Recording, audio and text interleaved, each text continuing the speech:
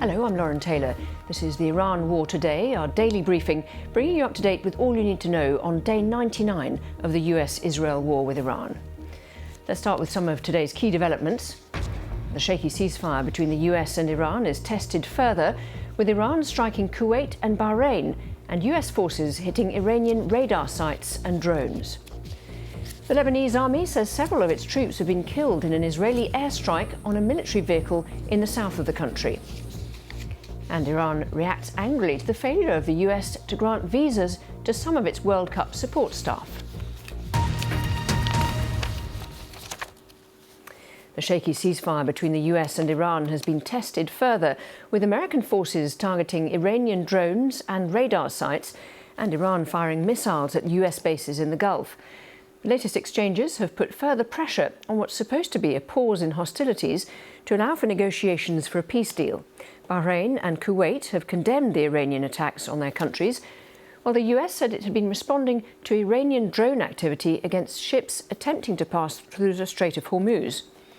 Well, President Trump still says an agreement is within reach, but maintains that much of the Iranian military infrastructure has been destroyed. Most of the drone factories have been knocked out. Most of the launching pads have been knocked out, and most of the missile manufacturing areas have been knocked out, but they still have capacity. They have some missiles, they have some drones.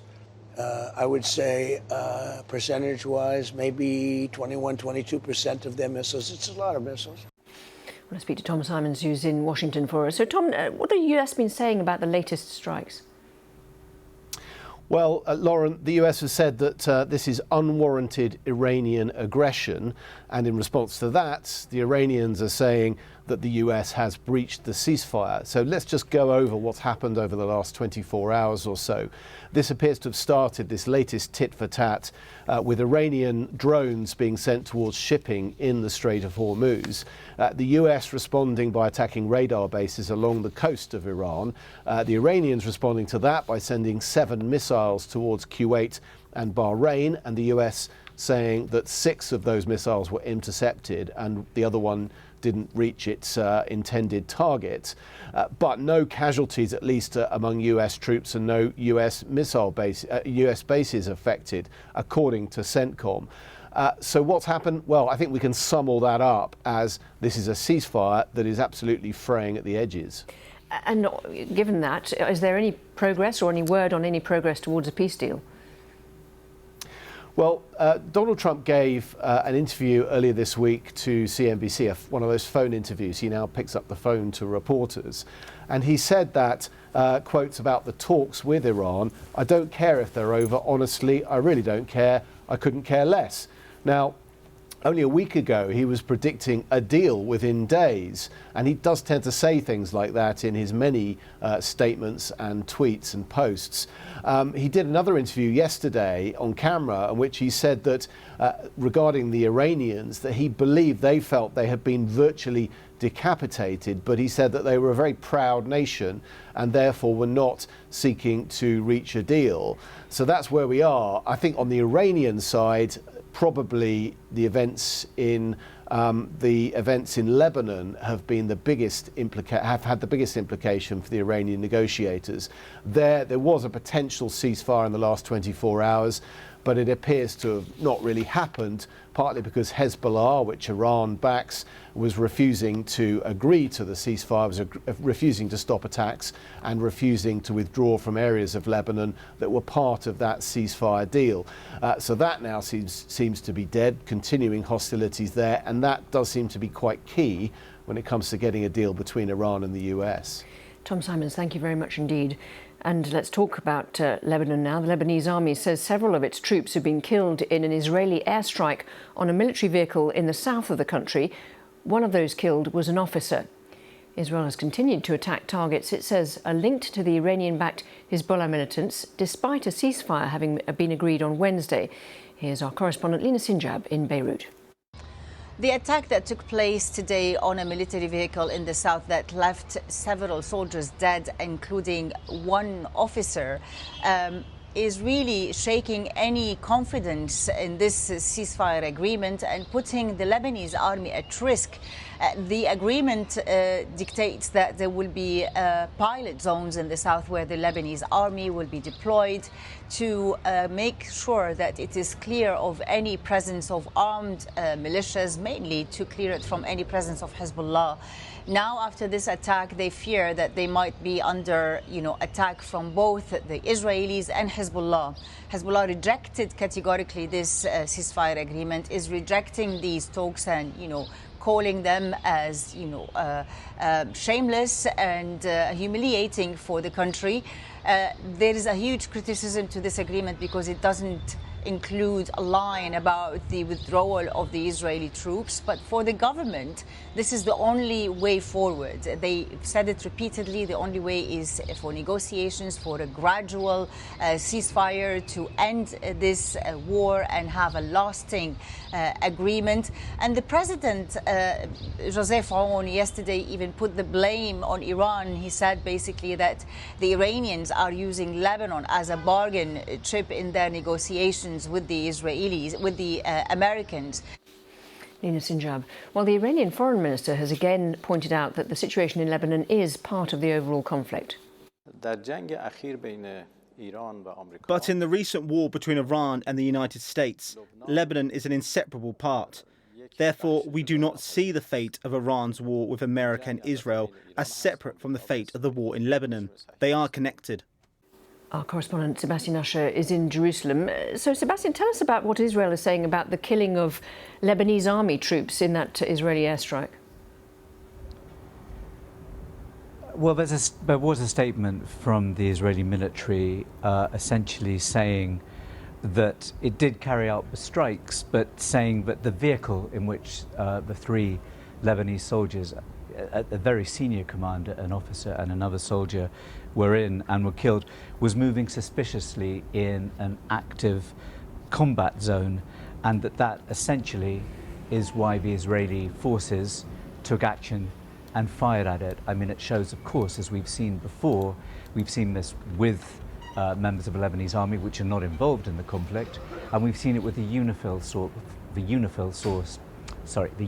force, which has been patrolling the border zone between Lebanon and Israel for decades, where they again don't get involved in any of the combat, but they get caught up in the crossfire from time to time. And the intensity of the fighting that's continued in South Lebanon means that such incidents as this are more likely, and will make, I think, as we really understood from what Lena was saying there, make the Lebanese army, which is being asked to play the same role, to be honest, what was asked after the war that Israel mounted against Hezbollah back in 2024. The Lebanese army was meant to move and take all the positions that Hezbollah had been controlling down in the south. It did do that to some extent, but at a certain point, caught in a vice essentially between Hezbollah and the Israeli army, which didn't fully pull out. It wasn't able to fulfill that mission. Now, it's been tasked with a similar mission, but under, I think, even more difficult circumstances. Now there's been a major Israeli ground incursion into the south of Lebanon. Just one other thing, I mean, briefly, when you talk about the ceasefire in Lebanon, this latest one, which was announced 2 or 3 days ago, agreed by representatives of the Israeli and Lebanese governments in Washington. I mean, this is a staged process. It wasn't meant to see an end of all the fighting in the South Lebanon in one go.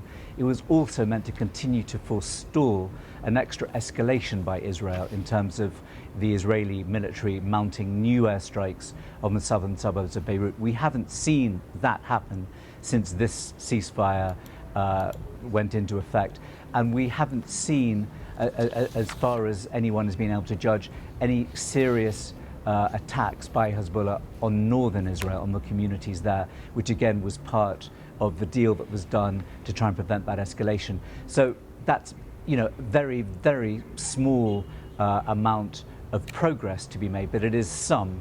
But the fighting, the Israeli incursion in South Lebanon, its airstrikes, its evacuation orders to villages down there, they've carried on apace. There was an IDF, an Israeli military statement just in the last hour or so, which said that more than 150, they've struck more than 150 what they call Hezbollah targets in the south of Lebanon just in the past couple of days. Sebasha, thank you very much. Iran has accused the US of discriminatory treatment and violating its obligations as a World Cup host for refusing visas to some of its football team's delegation. It said 15 members of the Iranian party had been refused US visas, though not the players. I want to speak to Pouria Jaffareh, BBC World Services Sports. So thank you for being with us. I mean, tell us a little bit about this. The players have been granted visas, but not their entourage, by the sounds of it. Let me just bring you the latest. The flight has just taken off from Ankara, the plane which is carrying the Iranian football and those who are accompanying the team. Those who have not been granted visas. On that list, there is the head of the federation, the vice president. There are 2 caretakers, 2 media officers, 2 security officers who some would have predicted, and also 2 analysts, which are part of the technical team who are accompanying Iran. And apparently the plane is going to stop at Spain shortly and then go to Tijuana in Mexico, where the Iranian camp is based. I'm also hearing that there might be even more restrictions for those who got their visas and are traveling to the US during the World Cup. This is going to be something similar to the visas issued for those countries who do not have diplomatic relationships with the US when they go to the UN in New York in General Assembly or other occasions. This visa is only for designated areas, meaning they can only go to the airport, the hotel, the stadium, in this case, and like the routes which are connecting them. So it's a special kind of visa. I'm still waiting for confirmation on this, but this is what we're hearing from sources close to the team. Are the team at all concerned for their safety while they're over there?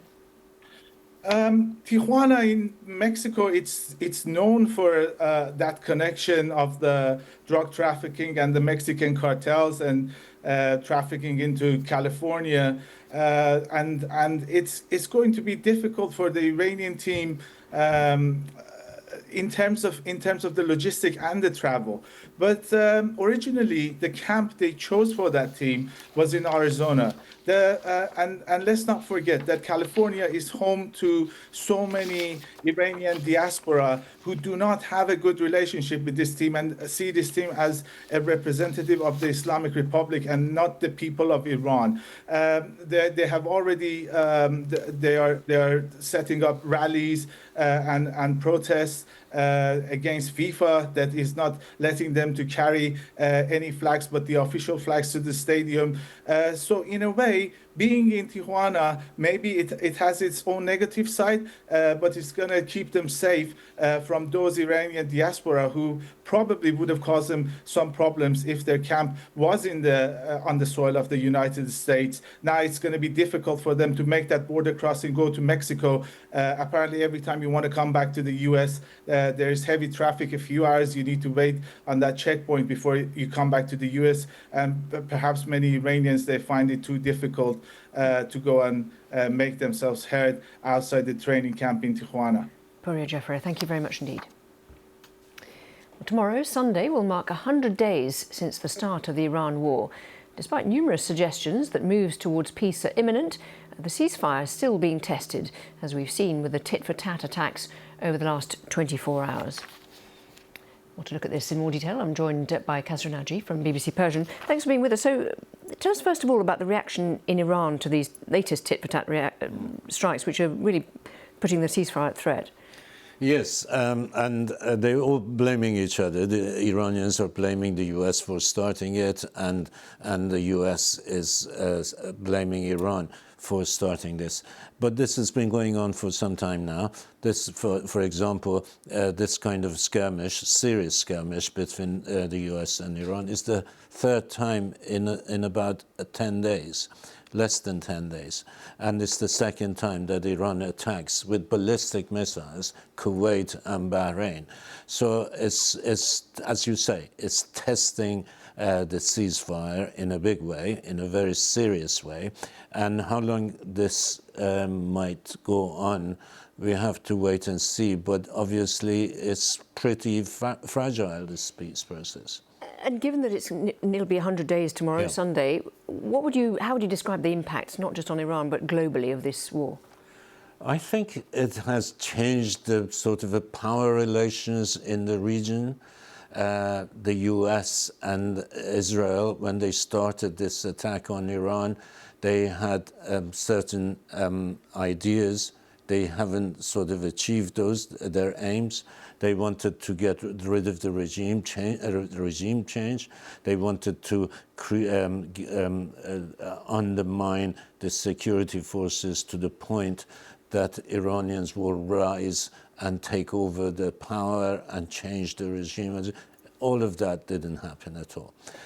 In fact, what happened was the reverse of it, in a sense that the security forces, the hardliners, got even more emboldened. They became more stronger. They became more entrenched. Although the change of change at the very top from Ayatollah Khamenei to his son, we don't know whether that is a qualitative change in terms of, how much the new man is a hardliner. Is he as hardline as his father? We still don't know, because we haven't seen him in the last 3 months since he has been appointed. But nevertheless, Iranians, the hardliners who are driving this bus in Iran, are feeling pretty much emboldened. They think they have the upper hand, and they think that they have won the war and they can dictate the terms of peace. And that might be their weakness, in a sense that they might lose the chance of achieving something achievable. Kasra Naji, thank you very much indeed for that analysis. Thank you. Well, whether you're joining us on YouTube, TikTok, Sounds, radio or TV, thanks for your time. We'll be back at the same time tomorrow with a special Iran War Today to mark 100 days since the start of the conflict.